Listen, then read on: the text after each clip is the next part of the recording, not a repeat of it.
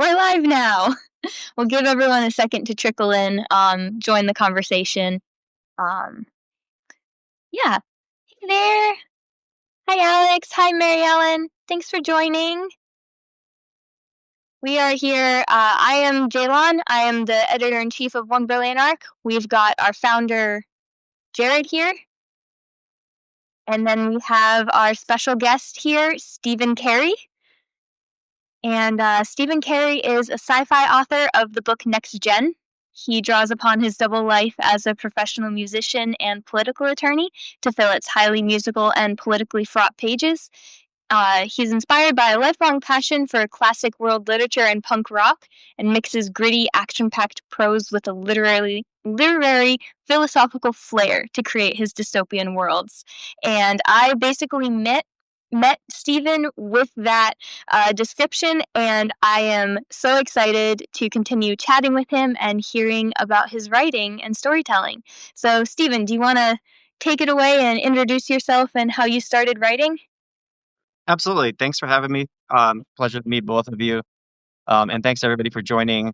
I'm a very new author. I just wrote my first novel this year.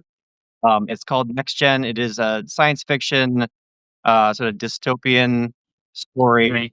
It's just sort of a crazy concept, like could never happen type of situation where all the jobs in the United States have been automated, and we're sort of just left to wonder what the point of humanity is. And so hopefully that's more far-fetched than current political trends make it seem. But that's sort of the world of next gen. It is, I guess, a relatively grounded speculative thriller. But yeah, I am a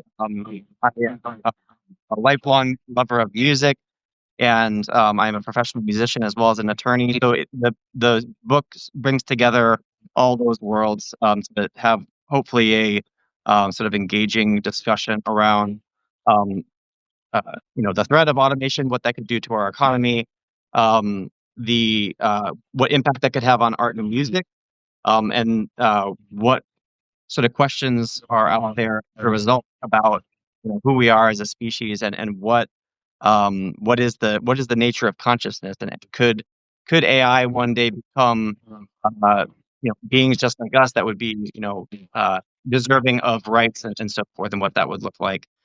Again, that all sounds really far-fetched, but it's increasingly becoming more realistic. So I felt like it's a good time to have those discussions through fiction, which I think can shine a light on things in a way that sort of traditional political discussions can sometimes miss. Definitely. Definitely. We will definitely dive into that more today. The theme of our chat today is telling truth with fiction. And as storytellers, that's something that we at One Brilliant Arc love to do. We love to talk with people who are writing those bold, timely stories. So we'll jump in with the first question. You have a very multifaceted career, Stephen. So how do each of your jobs influence each other, and where do you see the craft of storytelling show up in each facet of your career? Yeah, so you're right. People are often surprised to know that I'm a professional musician and an attorney.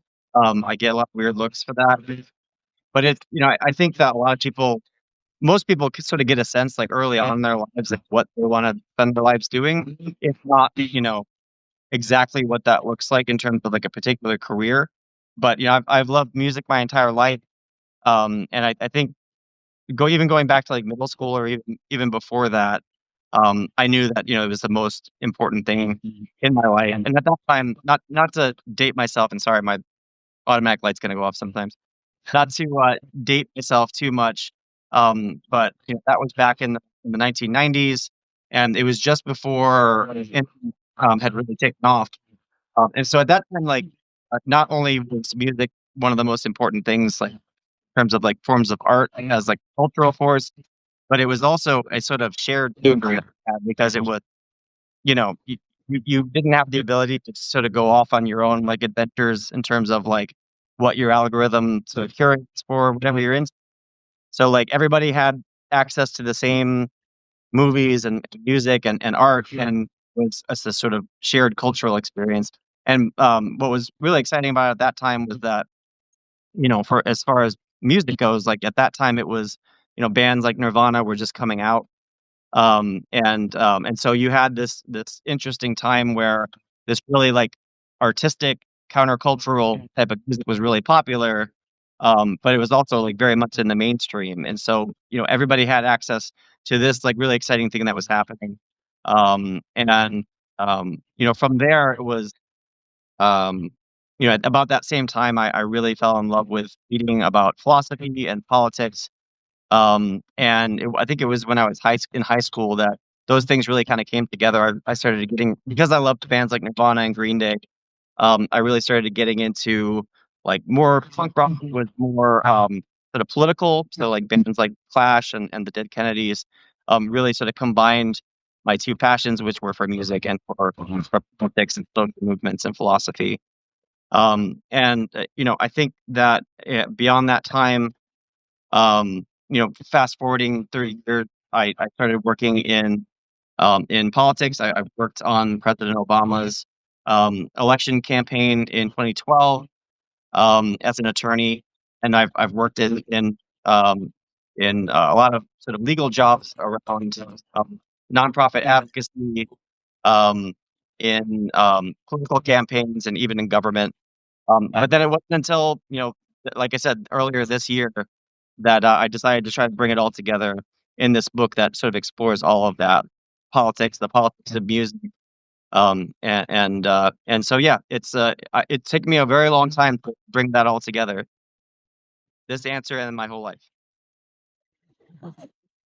I feel like that's so real though with the way a lot of creatives experience life. When you have that mindset of storytelling, you see story link everything together.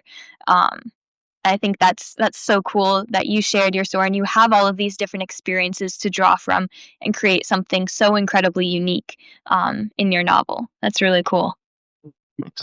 A question I have for you, even is what I've noticed in working on my own stories is that there's a tendency, in addition to like the things that you purposefully um that you purposefully included about your past, your history, your work career, but like, is there anything that trickles in unintentionally? I've noticed that happens a lot for me. That there are just parts of myself, parts of my world that trickles in unintentionally. And how do you present that? So, you like, do you mean like you're sort of like in the process of writing, and then just things sort of like come out that you never even thought about before? Just kind of like, Mhm. Yeah, exactly. yeah, yeah, I've definitely experienced that. Like, I can relate that to music as well, but really not until like I've been playing music since I was probably like 12 or 13 years old, and it wasn't like until 30 years later um, that like you kind of hear like jazz players like their improvisational abilities are like off the charts. Um, and like I think it comes with like that level of practice over so many years to where you can just kind of like things just sort of flow through you instead of you're banging your head against the wall trying to make something come out. But like with writing, like I think this is my first novel, but when I got like really into it was like the words just sort of to flow out. Like the ideas and the words would just kind of come through me. Like I was like a vessel for it. I don't know how else to describe it because it's a very spiritual experience I've never really encountered before. That's really wild because I've actually a lot of the writers that we've interviewed have had the exact same experience, and I think that experience directly ties to when you're writing something that is so impactful and so meaningful and so much bigger than yourself. Um, I think that's really the key for reaching that flow state and kind of surrendering to the spiritual process of creating a story that needs to be told. Mm. Yeah, and it really it opens up more questions than it answers. Honestly, it's like because if that's the case, you're just sort of letting the words flow out. Like where is that coming from?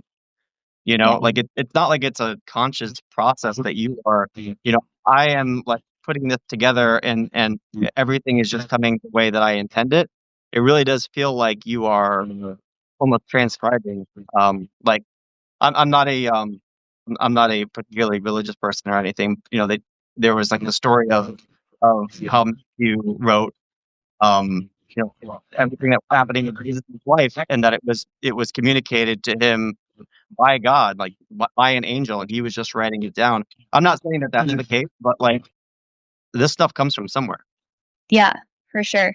I think that the more that you expand your own experiences too of what you've lived, more of that kind of gets input into your subconscious and then it comes out as you're writing. And that's another way where it's like suddenly all these threads that you didn't see connecting things are presenting themselves. And it is a super crazy cool experience. That Are you sorry, Jill. Go ahead. I was sorry. Are you a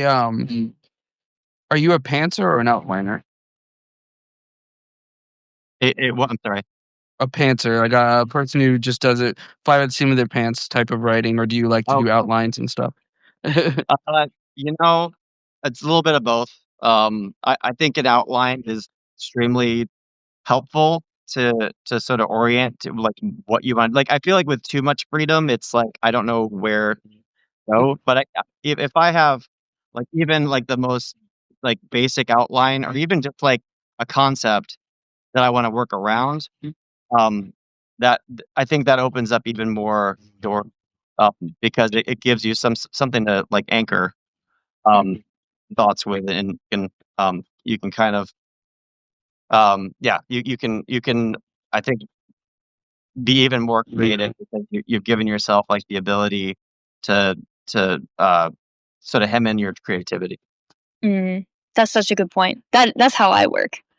Yeah, I do outlines because I can't do the pantser thing at all, like not even a little bit. But I think I say all that I bring that up to more to the point of what you were talking about when it comes to it has to come from somewhere. And I wonder if specifically people who do it just by the seams of their pants, are is that type of spiritual transcription of fiction. And then for people who outline, because I think even when I outline, there's stuff that'll be in a chapter, for instance, that wasn't in the outline, but it just kind of worked for what was happening. The characters kind of take over and they're telling that story. And so I like the philosophical thought of it being something bigger than us as an individual, and perhaps uh some sort of, maybe not a religious thing, but some sort of spiritual thing as to where writing comes from. I just think that's fascinating that you made that point. Hmm. Yeah. Yeah, and trust me, like as much as I will say that I like an outline, by that I mean it, in the loosest possible sense. Like I have like my notes app that is like nowhere near organized. But I'll like try to jot everything down and organize it the best I can, at least to where I know where I'll find it. But like I'll be in the middle of writing a chapter that I like. Okay, this chapter is going to be about this, and some of my favorite scenes are ones that I just came to mind, and I just tried to keep up as that was sort of coming in through my head. Yep. Love that. Well, diving a little bit more into our theme of this chat, um, kind of speaking a little bit about themes in writing. In politics, it's very apparent how important truth is. And I'm curious to hear your perspective. Why and where do you think truth is important in fiction? Yeah, I mean, and you're right. I mean, I think that all of the above when it comes to art and music, certainly with politics, like all of this is has to do with story. And I mean, art and music are particularly sophisticated means of storytelling, or at least conveying somebody's experience of the world so that somebody else might relate it to it. And politics is it's really just a set of stories that our society revolves around. Agreement about this is what the world is, and this is how we should operate as a society. And then our constitutions, our laws, um, are about like what is justice and what's good policy, and all of that is based on our agreement about like, what is our story. A lot of that stuff goes back to again to like religious concepts of morality, or even uh, like out of the enlightenment about like people um what our responsibility is to one another on a moral or an ethical way. All of that is just, a set of agreements that we tacitly agree to if we're going to live in this society. And so that it really goes to show that the power of storytelling is really everything. So in the other part of your question, the power of fiction to explore truth. Mhm. Yeah. Yeah, and so I mean, so there is a little bit of divergence there because as much as as I say, politics can't be really divorced from storytelling. But I think most people think of politics, it's like you're doing advocacy about something like the world should be or our society should do this thing instead of this thing. And that's sort of through the lens of like I'm giving you nonfiction, I'm giving you facts, and therefore you should do this. Again, there's like that sort of morality aspect of it, which is divorced from truth. It has that like perspective to it of like I think this is the way it should be based on this truth. I think you get a little bit, especially like right now, where everything is so hyper polarized when it comes to partisan politics. It's really hard to even agree on a single fact, much less like what is good policy. So I think fiction can be really powerful. It can take you away from that sort of partisan political narrative, and put you into somebody else's shoes, and you can literally put them into somebody else's thoughts. You can experience the world that way. So there's a really good Stephen King. He did one of his books was called On Writing, and it is a memoir about his career as a writer. And he's talking about writing as being like a form of telepathy. And so he says like as a writer, he writes something, he describes something, and then you see it in your mind. Mm. Right? So he's like, "I tell you, you didn't ask me. I never opened my mouth. You never opened yours. Not even in the same year together, let alone the same room. We are together, close. We're having a meeting of mind. We're engaged in an act of telepathy." Mm. And so, like, fiction has this ability to put you into the role of the characters, experience events in ways that I don't think there's really another way to do that. So you can see events through the eyes of the character. You go through the experiences, and then like what you're experiencing is reflective of things that are maybe going on in your world. And so all of a sudden you can see things in a different light. And that's like what empathy is. Like you have the ability to understand the feelings of somebody else. And so maybe then you can see that like a certain policy or a certain law is impacting another person in that way. So again, because we're in this moment right now politically where no trusts what the other side says, even if the stakes are incredibly high. My book has a lot to do with the threat of authoritarianism, which is on the rise in the United States and in the world, and then the idea that a government like have power to the most sophisticated technological tools that have ever been created is extremely scary. And I think that the fact we're not talking about that all really is it sort of goes to the point of because we're in this sort of partisan political back and forth, people don't want to hear what the other side has to offer. My my goal with NextGen is to get people to think about those really real threats and those really difficult issues through the eyes of characters that are divorced from our current situation. Mm. I love that. I think that's something that we say at One Brilliant Arc all the time, that storytellers are empathy teachers, because story does have that unmatched power to place you, to take you out of your situation and your perspective with the narratives that you've been fed that teach you your kind of the assumptions that you make about the world, and it helps you to take a step back and see the world in a different light. Um, and walk into someone else's shoes for a mile.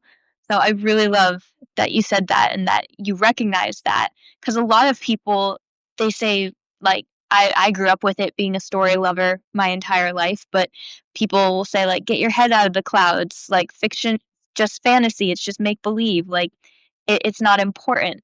But I've come to see from talking with people like you and then from seeing the impact of stories throughout all of history, fiction is really necessary. And the people who know how to write it well are the ones who will change our world for the better if they use that power well. I wonder if you have the same experience of realizing that fiction is necessary, or if you kind of lean on like it's a different world because it's fantasy, so it's make believe. Right. No, again, I mean, I think that everything comes down to story. We are we have thrived and survived as a species because of our ability to share stories. And it's precisely because of that, because that is how and we could not live together with one another if we were able to empathize with one another, and that's how we do it. We're able to understand where somebody's coming from through their story. And I mean that in a very like that. It all sounds like almost spiritual, and it certainly is. But it really is a sort of anthropological fact that we have come as far as we have as a species because we're able to help each Mm, other.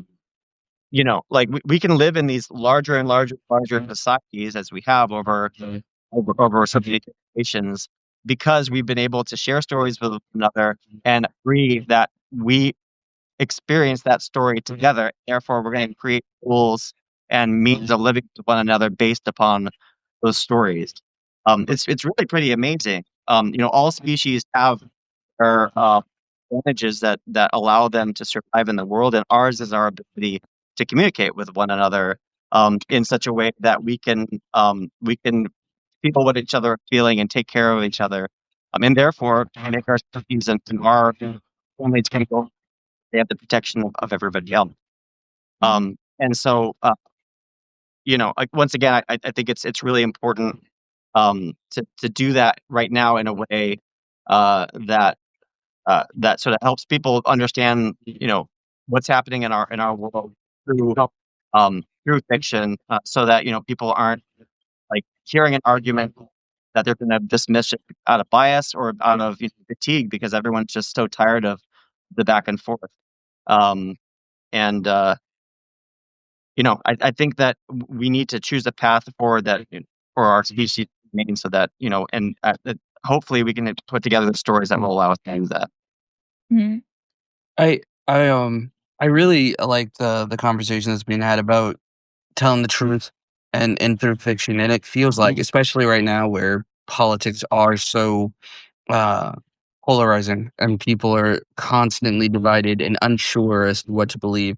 In addition to that, outside of politics, but even in the conversation around AI and all the things that are coming out with AI, and it becomes really, really hard to form a real opinion on anything because all the information feels untrue in some way, shape, or form. And it almost feels like fiction is the last frontier right now for truth, ironically, because it's one of those things where uh, everybody, even whether it be things that have come out in the last few years or things that have been out for decades, the perspectives that people have had and the stances that people have had, or even the narratives that they are trying to create for us to better understand one another or the world that we're in, it feels like when you really want to understand the truth. And I was just having this conversation before this live about people's willingness to believe lies. Um, that in this day and age, the best place to find a little bit of truth is in a book.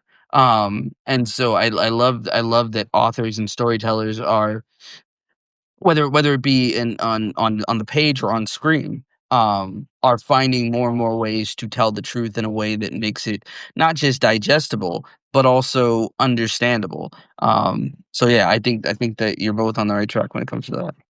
yeah. I think it's like there's something in sort of not to not to oversimplify it, but I think there's something in the vibes. It's like sort of the same thing with music. There some things you grasp on on a level that has nothing to do with words. And of course, fiction of words, but so much of why fiction is powerful. It gets people to understand things on a subconscious level. I think it gets them to understand concepts that maybe for whatever reason exposed to too much information. They're exposed to all these contradictory ideas, and they don't know what to believe. But if they can experience it through the eyes of a protagonist, perhaps, then they can sort of know what the right way is in their bones. Um, Mm. and yeah, perhaps that's you're right. It's sort of ironic because fiction is just beautiful lies. Yeah.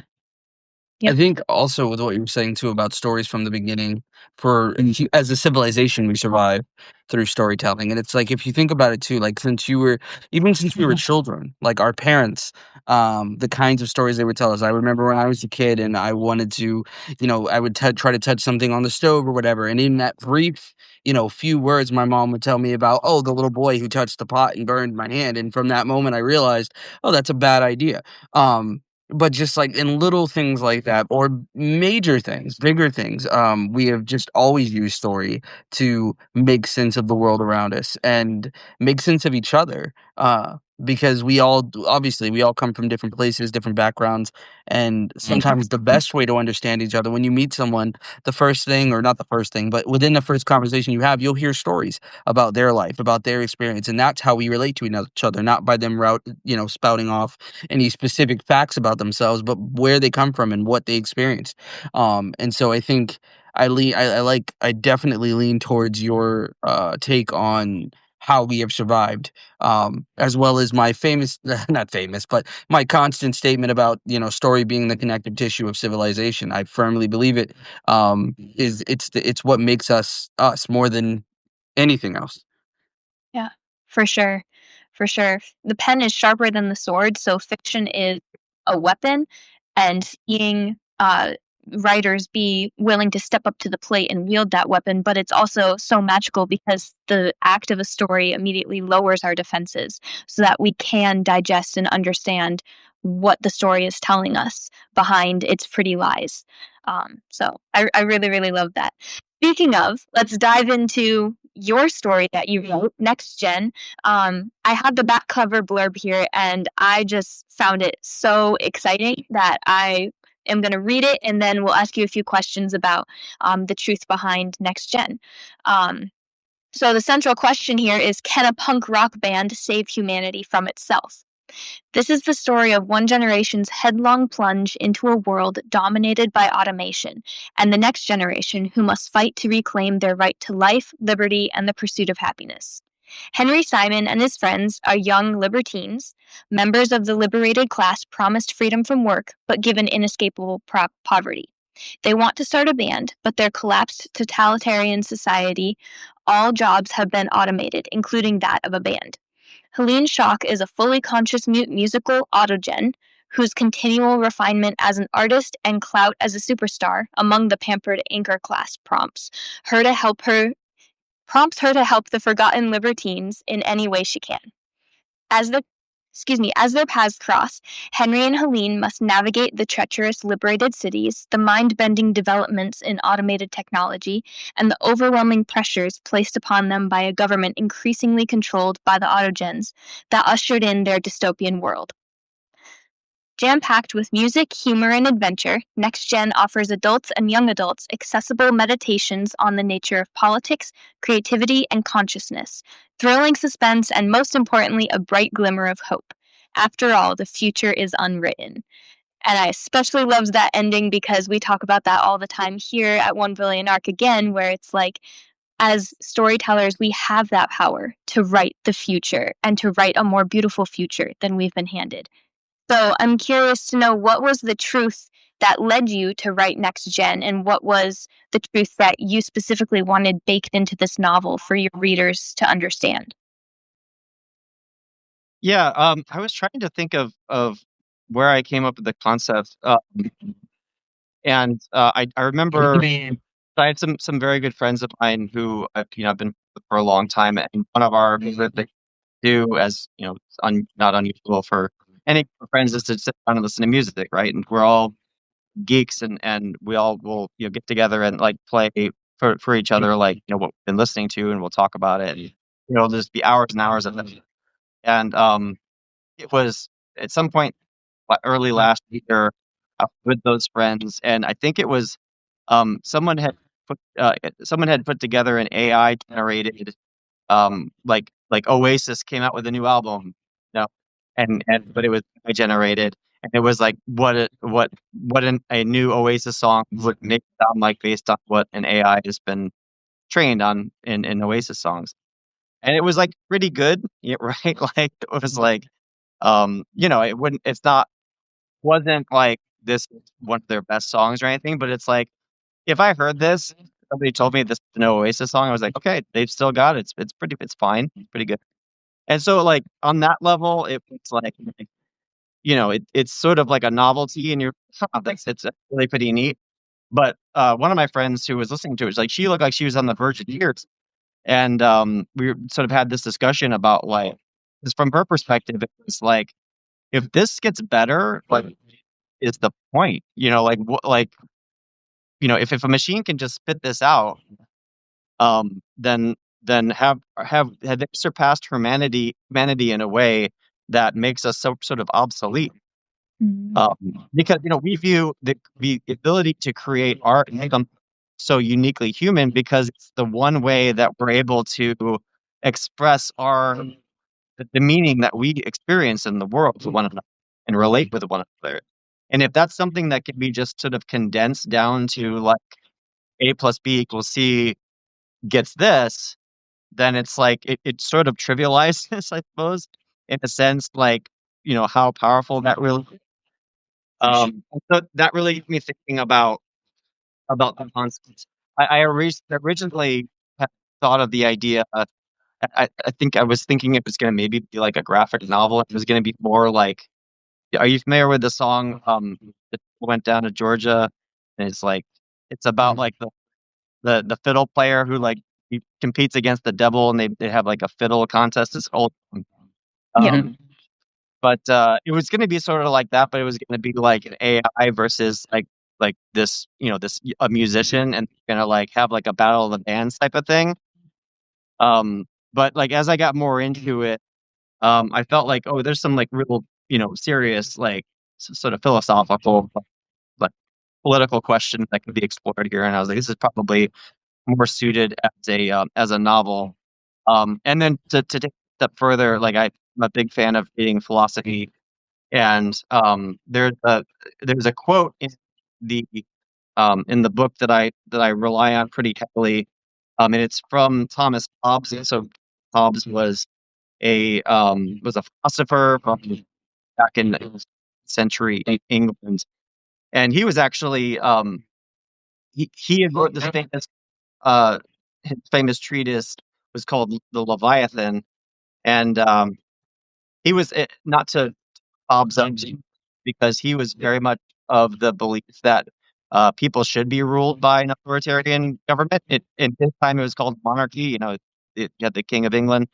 But it was not a controversial thing for him to say that like that's how human society should be organized. Like the idea that we would have democracies and we would rule over ourselves ridiculous to him because he viewed humans as so fatally flawed as being like so inconsistent and incoherent in our in terms of our thinking and our inability to make movements that on like what is good for ourselves. That is such a hopeless endeavor that we need like somebody to call all the shots and keep us all in line. So again, not a very controversial idea at the time, but he was sort of the standard bearer for that. Yeah, at a time when you had these philosophers now years later, are advocating for freedom, and democracy. But anyway, he has a really good quote at the beginning of Leviathan, where he compares a human and the human body to a machine. And Hobbes is credited as one of sort of the forefathers of it. Because of this quote, the shorter version of it: "What is the heart but a spring? The nerves but so many strings, and the joints but so many wheels, giving motion to the whole body." So when you think about it, look, if I start thinking about like they make AI that can create music that truly, whether or not it truly reflects the AI's experience and shared something that is experiencing the world, um, if you could make it so that, you know, an experience that the AI has is then turned into actual emotions that are then turned into some kind of like communicating of those emotions through some sort of medium of art, what's the difference, right? And so, like, I think, the point of one of the aspects of next gen that I think is perhaps the most thought provoking is that, sure, like, maybe we can get through this era where we can fight back authoritarianism, we can wrestle these incredibly dangerous tools out of the hands of authoritarian governments, but we might still be stuck with this race of beings that may or may not have our kind of consciousness, but some kind of experience of the world that they're able to communicate. And what sort of rights did those beings what kind of rights do we have to give them as perhaps co-equal members of our Mm, that is very thought provoking. That's a really it's a fear that I've seen a lot of people have with the rise of AI making humanity obsolete. Um, and our specific ability to create art has in this creative community has felt especially under attack because now the intense process that we go through and we dedicate our entire lives to creating our art and telling our stories, now AI can do it instantly. So why should we spend so much time and energy and skill into creating our own stories? Um, so that's a really important truth that again is a very timely thing that I'm so glad your novel explores.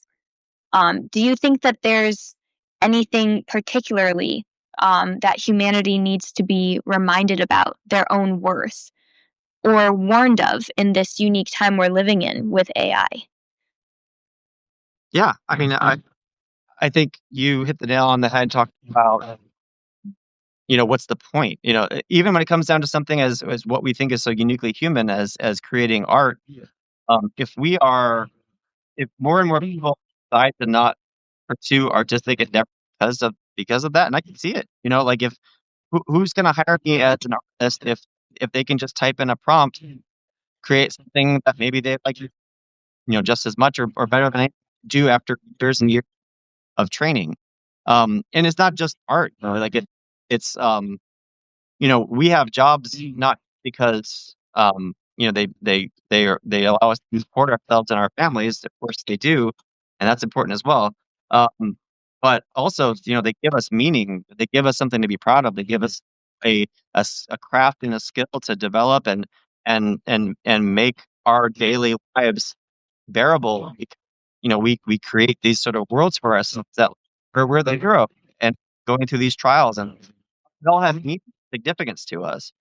So, like, if everything is outsourced to to automation, and believe me, like, this stuff's already happening, and it's just gonna, as with every technology, the strides that they make are exponential. So what was groundbreaking 5 years ago in this field is now sort of relegated to the dustbin, and that's gonna what's really cutting edge right now is gonna be nothing compared to what we're gonna see in 2 years and then 1 year.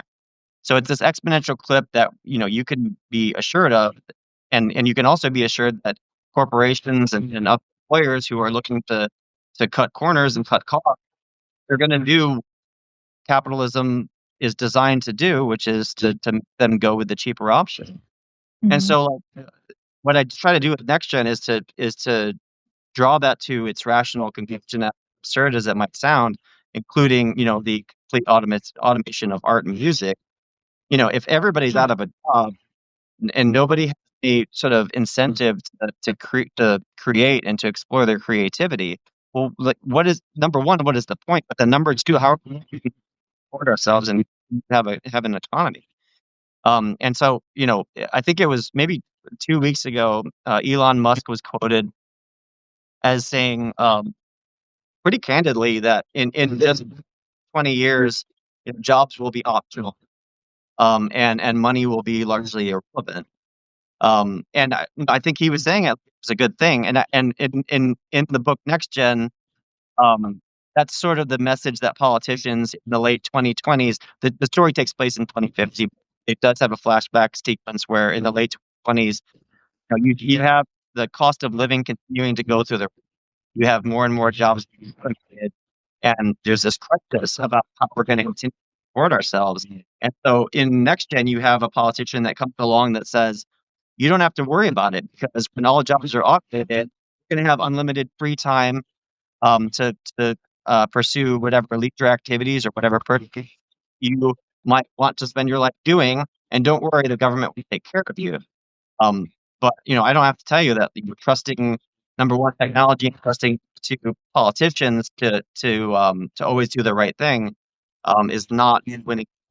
When it comes it hasn't been proven to go over well. right, and so when it comes to gambling away, our livelihood and everything that makes life worth living, I think we should ought to really think twice about it. And so in next gen, have buyer's remorse pretty quick after that, but by then the damage is done. So how do you maintain that type of society where people are miserable and they're forced to live in poverty? Really, the only way you do that is it has to be kept in place by authoritarianism. And unfortunately, as we've seen, authoritarianism is very much on the rise across the globe. And now it's going to have access and that authoritarianism, the leaders are working hand in glove with these same tech industry leaders and companies that are now developing AI at this insane clip that in many ways are propping up in our economy. And so the idea of imagine Stalin or Hitler or some other, monster of history having access to the most sophisticated surveillance technology and the most sophisticated means of technological control at their disposal. Like we might not have gotten out of World War II as well as we did. So I think the warning with my that we are seem to march right in that type of scenario where we lose our livelihood, lose our the thing that gives us meaning, and handing it over to people who don't have our best interests at heart and they stand to make a ton of money while the majority of Americans will be left to wonder, what the point of lives is. Yeah. I I have a question in regards to the creative side of AI and the create AI and the creative side of the conversation. I know that a lot of writers,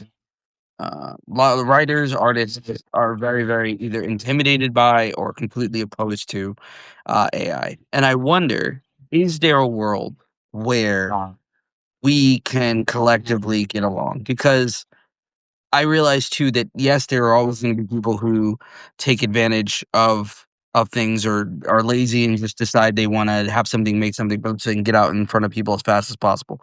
And I totally understand that, but I also think that AI does provide a specific opportunity for folks who do not have the innate skill or talent to do certain things and allows them to do it now. And are we opposed to it because we're afraid that we're not going to get, I know we're not going to get paid is a fearful thing, but then is it also the mystified nature of creativity that we feel that if you are let into the room with AI assistants that suddenly what we do isn't so special anymore. But I wonder, is there a way for us to exist in a world where AI created content, AI created art is just as accepted as what we do ourselves? Is there a path to that? Do you guys feel like there's a path to that? Mhm. Yeah, I think there very much is. And I should also say that so I appreciate you taking the back cover of the book because there are two main characters that come from different worlds. One is the Henry Simon, who has the teenage punk band. Like, what does it mean to play in a band where you're competing against um, you know machines that are able to do the same thing or better instantaneously, and there's not as much value given to human effort and art. So that's one side of it, and then the other main character is herself. In my book, the androids are called auto So she is a Helene Schock is an autism. She's programmed to write and perform the immaculate, like perfectly crafted pop songs. Has a international cult following. She's this, like megastar who comes out with this brilliant, like catchy music. And and as I said, or I guess as it was said in the on the back of the book, um, she develops emotionally. So like she's created, both AI has like some neural works to where they're exposed to information over and over again, and like they get more and more input to where like their mastery of it becomes more refined. So the idea for Queen is that it's exposed to everything about human music, like throughout the history of human music and songwriting. She becomes so exposed to this truly emotional art form. She begins of emotions of her own that she truly experiences, and then she tries to. Sorry, I've got later. She then puts out music that reflects those emotions. And so like that's me taking argument of maybe they could develop consciousness to maybe enough length. But the idea is that that perhaps AI could develop consciousness and could meaningfully contribute. One other thing that happens in the book is that Colleen's band is called Castle Clock. There are four members of the band, and one of the things they do is at their concerts they have what's called a generative music experience, and people are able to plug into the machines essentially, and and this is based on some research that's being done, that it's like instantaneously like improvised music based on people's moods. And so, like, tapping into the human psyche and being able to come up with an original song on the spot based on what they're experiencing. And so you all are familiar with Brian Eno. Um, Brian Eno is he was a producer and like electronic musician, like in the 1960s and 70s. Famous producer for David Bowie and a bunch of other like really big time like true like artists. But he's considered like one of the sort of forefathers of electronic music, and then in the last 20 years, he's been really into this what's called generative music, which would be he predicts that in years on the road, like the days of like having recorded songs listened over and over again, gone, that all music will be sort of made on the spot and be all like sort of based on like the actual emotions that are happening in the moment. His quote is like to where like your grandchildren will ask you like, "You serious that you all used to listen to the same song over and over?" Like that's what um, I think that there are opportunities. Things can do amazing things. Like they're the stuff they do now is almost like I said, like the like keeping a Oasis song is like kind of like a novelty type thing. But you know, as this technology grows, AI is going to be able to do incredible things. I think that we can benefit from. I think where you run into problems is when it disrupts the economy to the point to where human activity, human art is disincentivized or completely, unfunded. Mm. I mean, I think, sorry, Jalen, No, I also want to say that I think from this perspective, the question I'm really asking is recognizing, yes, AI exists and it is, but like behind the AI itself are what they're now coining as like AI creative or AI artists. And like I wonder if we have room for that in our society. Are we willing to make space for people who create using only AI? I've always been a firm believer in leveling the playing field so that everybody I'm not a participation trophy person, but I am a person who believes that if there is opportunity and there is technology or whatever that allows other people to do the very thing that they at one time could only dream about doing, I am all for it. It's not everybody has honed their craft or has done those things or like many of us have done, but if if your whole I'm getting ready to I'm turning a certain age, and I've spent my whole life being a construction worker, but now I want to write a book, and I can now, thanks to AI. I wonder, are we able to hold space for AI creatives and all to sort of be one community that just makes art, regardless of where it comes from? It's just made, or should we keep this kind of gatekeeping mentality? Is, I guess, what I'm really asking. Mm. Interestingly, that kind of ties in with a thought that I had based on what you said, Stephen, about the experience of art being the thing that helps us get in touch with our feelings. Um, and there's this quote by E.H. Gombrich that I thought about when we were talking. Um, and he said, they'll tell you that the arts and humanities aren't practical, and then read poetry at funerals and weddings, cry over films, and search for meaning in ancient philosophy. Surviving is one type of practicality, knowing why we bother is another. And I think the answer to Jared's question really comes down to understanding that the value of art is in the experience of it. So regardless of how you're creating it, I would be inclined to answer that as long as you are experiencing the act of creation, you're still getting that power from it. Yeah, I think that's right. And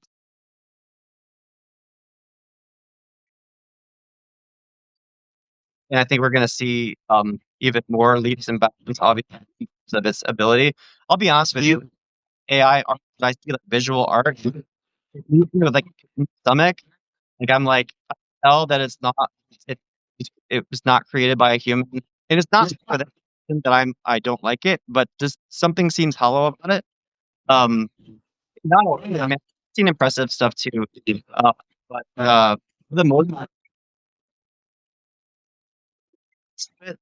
and I think on right, because there's so much buzz around it, that it is sort of like a novelty thing, and people are obsessed over it, and don't really like put it in and get something and like, wow, that's so cool. Whether that's going to have staying power in terms of, is this now on par with Shakespeare or your artist? That is correct. But it's like, it comes down to the question, like, what is the point of art then? Like, the point of art is to, create graphic for the cover of um product that you're selling. Then sure, the if the point of art is to create something that's essential about the human existence, then I think that AI has a long way to go to we don't really necessarily have to worry about that.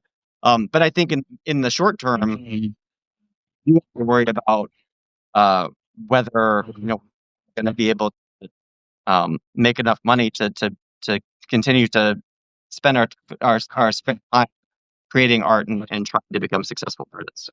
Yeah, that's a good point. I think it does kind of go back to what we were saying at the beginning, what you shared with us about um, the the experience of writing and the things that just come out as if it's a spiritual experience is very much drawn from our human experience, and AI doesn't have a human experience. It understands us telling it about the human experience, but it doesn't have that experience itself to draw from that we do.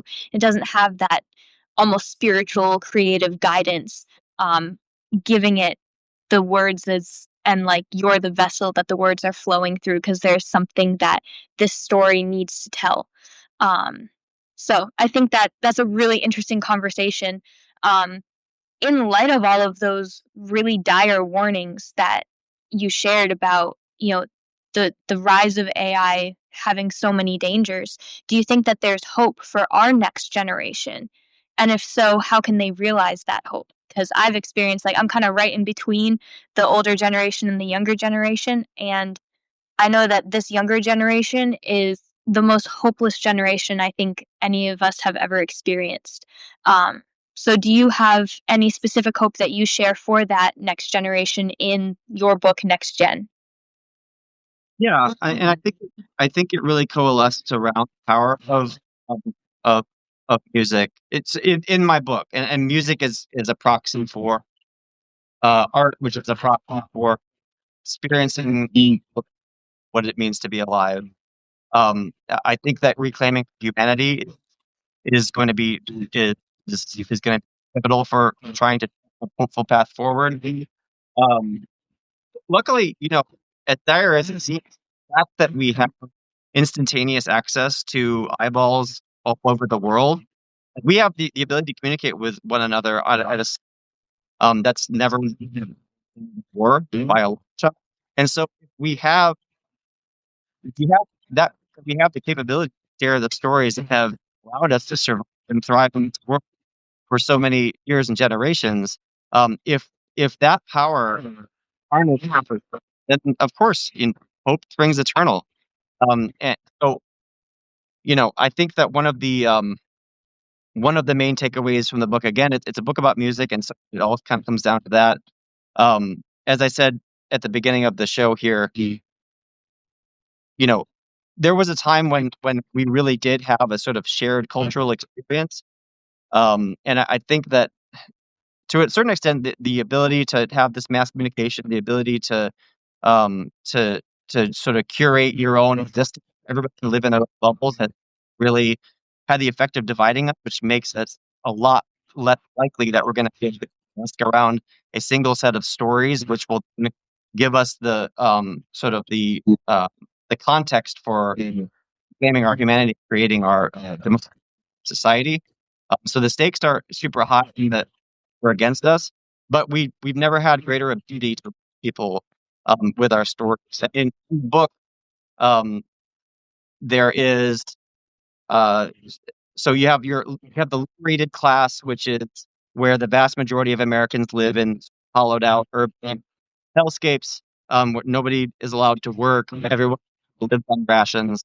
But you have the main character, Henry. It's a band, and he he's able to the way that they're able to start a band is because they start to play shows in what's called the anchor cities. The anchor cities is where the sort of rich and powerful will continue to live with sort of previous standard of living. They're the people that sort of allow government to continue on like this. Um, so his band begins to play shows around the anchor cities by impersonating autoctons because it's illegal for them to work. Because if you have one kid who can start, playing as a musician, then you got to let the next kid be a baker or whatever. So they begin their journey on by impersonating autotons and playing shows that way.